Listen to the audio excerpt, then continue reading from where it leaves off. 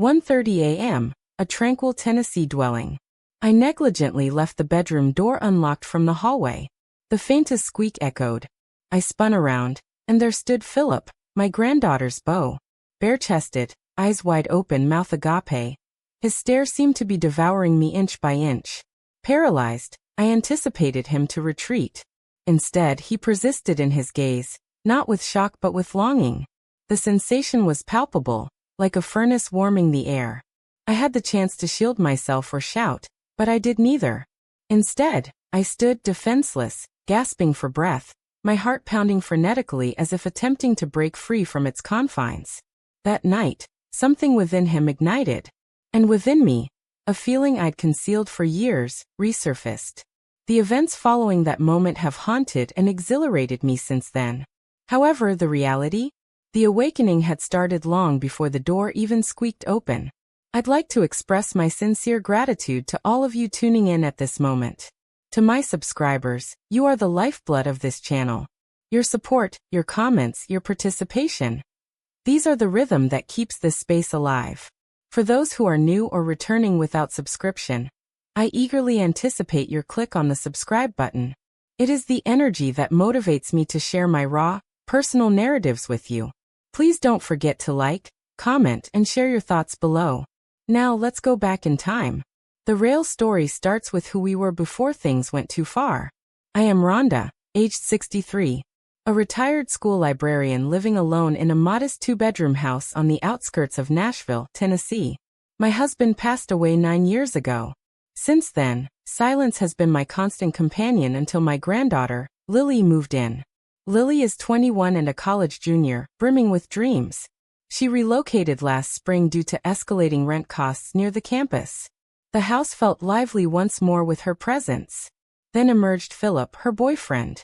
At 22, tall, charismatic, and incessantly cheerful. He frequented during weekends initially. Just her beau at first, but gradually transformed into something else.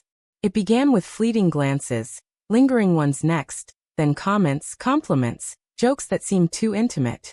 He made me feel appreciated, perceived, a feeling I hadn't experienced in years. Yet it frightened me more than anything. I convinced myself it was harmless. A young man simply being courteous to his girlfriend's elder. However, when I noticed him gazing at me in a manner unbecoming of a young man, something within me shattered. I found myself becoming more conscious about my appearance in his presence. Perhaps a touch more lipstick, a slightly tighter blouse. Nothing excessively obvious. But I knew my intentions, and I was aware of his thoughts. Still, I never intended to encourage any advances. It wasn't until that night, when I neglected to close the door past midnight. I had hoped he would remain silent about it, letting us keep our secret buried in silence and embarrassment. Yet, the following morning, a small, folded note was waiting on my pillow. The words were written in sharp, bold handwriting. Upon seeing it, I understood that he had seen me. He liked what he saw. With those simple words, the boundary between us dissolved. I spent hours examining the note. Despite its small size, it resonated louder than any words Philip had ever spoken aloud. I read and reread the message. I saw you. I liked what I saw. The words seemed to be etched into my flesh. By midday, I had placed the paper in my journal, locked it away. I swore it meant nothing. But by evening, I found myself donning my red silk robe once more. The very same one I wore on the night the door remained open. It was a Friday. Lily had left for a weekend conference with her photography club in Chattanooga. Philip was still in town. I didn't anticipate his visit, but he came by around 9 p.m. He mentioned he left his charger in Lily's room. He strutted in as if he controlled the atmosphere around us. A thick, tense quietness filled the void between us. I offered him a glass of wine, which he accepted. We settled into the living room, pretending this was an ordinary situation.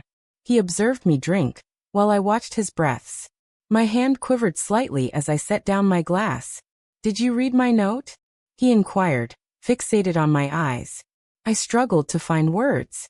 I nodded. And he prodded. I swallowed hard. "You shouldn't have written that," I replied hesitantly. However, I had done so. He drew nearer, his fingers grazing my knee. My skin reacted like it had been ignited by a spark. His hand lingered there, steady, bold. There was no hint of uncertainty. "You are stunning, Rhonda," he stated. "I've tried to keep you out of my thoughts, but I can't seem to. Constantly. I should have intervened. I should have spoken up." Instead, I looked into his passionate, youthful eyes and whispered the secret I had hidden for years. That moment didn't linger long. The following morning, sunlight streaming through the window blinds awakened me to find a figure standing at the entrance. It was Lily, unexpectedly returned early. Her facial expression was frozen, eyes filled with disbelief. Philip sprang up in alarm, hastily grasping his pants. I reached for the coverlet, yet it came too late. She departed silently, tears beginning to well, the door slamming shut, reverberating within me long afterward. In pursuit of her, I found an empty driveway and a car that had vanished. Barefoot in my robe, I stood there, overwhelmed by shame. My scent still lingered of him, my heart continued its rapid pace. The woman gazing back at me from the mirror was not the one who nurtured Lily. She was a stranger, someone unfamiliar. Philip appeared behind me, nonchalantly buttoning his shirt as if this were merely another ordinary day, another blunder. I stared at him, and the excitement that once ignited my core now transformed into revulsion. "You must depart," I stated. He blinked, startled. "Rhonda." Immediately. He hesitated, then retrieved his keys and exited. Not a single apology, nor any hint of remorse. Just the same smug expression he had when he initially overstepped boundaries. I perched on the brink of my bed, trembling. My mind overflowed with recollections of Lily. Her laughter, her faith in me, how she used to nestle beside me during movie nights and label me as her sanctuary. I had destroyed that. With my own actions. It took 3 days for her to come back. Upon entering, her eyes were puffy, and her shoulders drooped as if burdened by deception. She did not yell or strike me. She simply sat opposite me at the kitchen table. "I believed you loved me," she murmured. "Ido."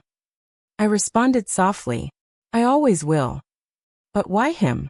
I had no response capable of explaining my transgressions. I had succumbed to the forbidden, the hazardous. Mistook attention for affection, disregarding my conscience's voice. My body became mute, and I shattered the person who had unwaveringly believed in me. Lily left a week after, leaving without farewell. She merely packed her belongings silently while I watched from the hall, unable to speak. I yearned to beg, to grovel on my knees. Yet I knew it would only widen the chasm. As for Philip, he vanished, blocked Lily's number and abandoned us both. He obtained what he desired, a taste of danger, a moment of power, and then disappeared. And I? Now I sit alone. The house is eerily silent. I relived that night as a punishment. The door left unlatched at midnight did more than let him in. It released something I can never recapture. Loneliness is a burdensome thing. It insidiously seeps in like fog and convinces you that any touch is worth the price. However, some prices are too steep. I lost my granddaughter, lost myself, all for one night of feeling alive. Have you reached this point? I'm eager for your perspectives. Post a comment and share how this narrative affected you. Would you have pardoned me, had you been Lily? Or would you have chosen to depart as well? Keep in mind to like, spread, and subscribe if you haven't already. Your endorsement is what fuels these genuine, unfiltered tales. Until our next encounter, safeguard your entrances and emotions.